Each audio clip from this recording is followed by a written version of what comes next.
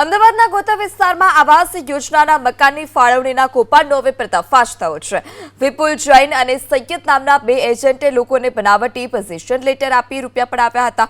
Town development inspector Amit ઠાકોરે Sola police સ્ટેશનમાં ફરિયાદ નોંધાવતા પોલીસે વિપુલ નામના આરોપીની ધરપકડ કરી છે। બંને આરોપીઓ બોગસ એલોટમેન્ટ લેટર અને ચાવી આપી લાભાર્થી પાસેથી 2 થી 4 લાખ રૂપિયા પડાવ્યા હતા।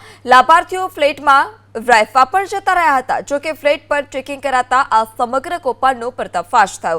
અમદાવાદ મહાનગરપાલિકાની તપાસમાં એક વર્ષ બોગસ એલોટમેન્ટ લેટર મળી આવ્યા।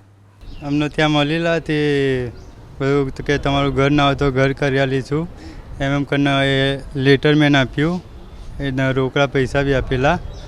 પછી જેમ જેમ ડોક્યુમેન્ટ આવતા હતા એમ પૈસા આપતા રહ્યા। પછી જ્યારે લોન કરાવવા ગયા ત્યારે અંદર ચેકિંગ આવેલી તો કે બધું ફ્રોડ છે કે